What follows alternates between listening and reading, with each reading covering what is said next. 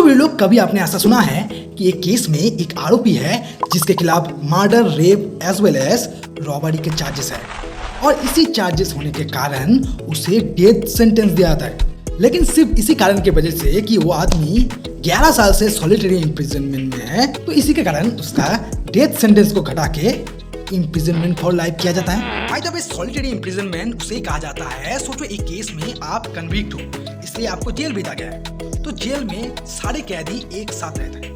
लेकिन जब भी किसी के साथ सॉलिटरी इम्प्रिजनमेंट का पनिशमेंट दिया जाता है तो उसे अकेला एक रूम में रखा जाता है। आपने कभी ना कभी ये जरूर गौर करोगे हॉलीवुड के मूवीज में, जहाँ पर एक एक्यूज को सबसे अलग, मतलब सब कैदी से अलग एक अलग रूम में रखा जाता है, उसको टाइम टू टाइम खाना दिया जाता है, सब कुछ दिया जाता है, लेकिन उसको अकेला रहना पड़ता है। सो लोग, अगर आप लोग जानना चाहते हो क्यों उसके पनिशमेंट को डेथ सेंटेंस से इम्प्रिजनमेंट फॉर लाइफ किया गया, तो ये वीडियो अंत तक देखिए, फ्री में ज्ञान लीजिए, जरूर मजा आएगा।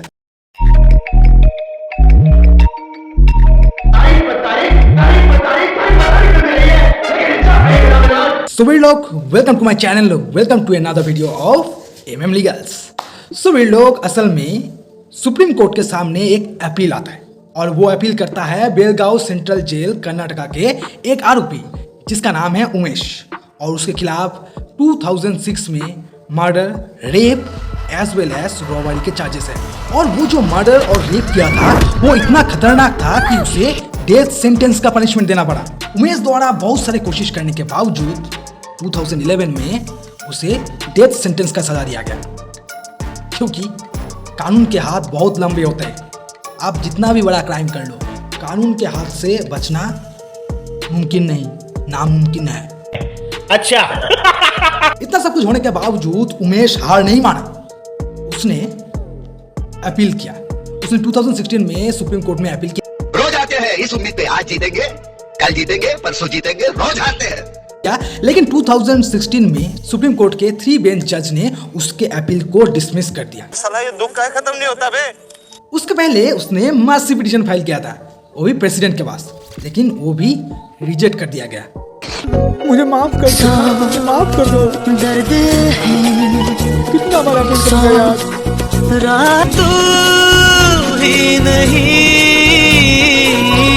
इतने बार अपील करने के बाद, इतना बार रिजेक्ट पाने के बाद, इस टाइम उमेश के दिमाग में एक बात आया और उमेश ने अपना तुरुप का इक्का निकाला और फिर से सुप्रीम कोर्ट के सामने जाकर अपील कर दिया। लेकिन इस टाइम जो उमेश का अपील था वो जो 2 सबमिशंस के ऊपर डिपेंड। उमेश का नंबर 1 सबमिशन था कि जो गवर्नर या प्रेसिडेंट जो मर्सी पिटीशन को डिस्पोज करने में 550 दिन लगा दिया था, और नंबर 2 वो सॉलिटरी इम्प्रिजनमेंट में है 1-2 साल से नहीं, 11 साल से। और इसी 2 सबमिशन के ऊपर वो सुप्रीम कोर्ट को प्रे किया कि उसका जो डेथ सेंटेंस है उसको घटा के लाइफ इम्प्रिजनमेंट कर दिया जाए। इस केस में जो पहला सबमिशन था एप्लीकेंट का, उसको मद्देनजर रखते हुए सेंट्रल गवर्नमेंट की तरफ से जो काउंसिल था उनका ये कहना था कि ये जो मर्सी पिटीशन अलाउ करना या रिजेक्ट करना ये कोई आसान बात नहीं है। तो इसी कारण गवर्नर और प्रेसिडेंट को समय लग गया, क्योंकि वो एप्लीकेंट का मेडिकल रिपोर्ट चेक कर रहा था। इसी के चलते इस मेडिकल रिकॉर्ड को चेक करने के बाद ही उन लोगों ने मर्सी पिटीशन को डिसमिस कर दिया। इसके साथ साथ कोर्ट ने इस केस में नोटिस किया जो ये मर्सी पिटीशन है ये 2 स्टेज में डिस्पोज हुआ, पहले गवर्नर के पास, फिर प्रेसिडेंट के पास। तो इसीलिए 2 साल 3 महीना लग गया। और ये जो डिले हुआ इसको इनऑर्डिनरी डिले नहीं कहा जा सकता है, क्योंकि judicial delay can not be considered as a ground of delay. इसके साथ साथ कोर्ट का ये भी कहना था कि जितना दिन ये मर्सी पिटीशन पेंडिंग था, मतलब मर्सी पिटीशन डिस्पोज नहीं हुआ था, तब तक उसका जो पनिशमेंट था, उसका डेथ सेंटेंस भी स्टे में था। इस केस में जो दूसरा सबमिशन था एप्लीकेंट का, तो उसका ये कहना था कि उसे 11 साल सॉलिटरी इम्प्रिजन में रहना पड़ा था। तब इस मैटर में कोर्ट डिसाइड करने के लिए कोर्ट ने एक रिपोर्ट मांगा from Belgaum central jail Maharashtra से, जहाँ पर कोर्ट ने जो जिस मैटर के ऊपर रिपोर्ट मांगा वो है कि उसको कौन से बैरिकेड में रखा गया था, और हर वो आरोपी जिसे सॉलिटरी इम्प्रिजनमेंट में रखा जाता है उसको उस जेल में कैसे रखा जाता है, और क्या उस आरोपी को 11 साल तक सॉलिटरी इम्प्रिजनमेंट में रखा गया था। सो लोग, ये रिपोर्ट आने के बाद कोर्ट को ये पता चला कि हाँ, उमेश को 11 साल के लिए सॉलिटरी इम्प्रिजनमेंट में रखा गया था।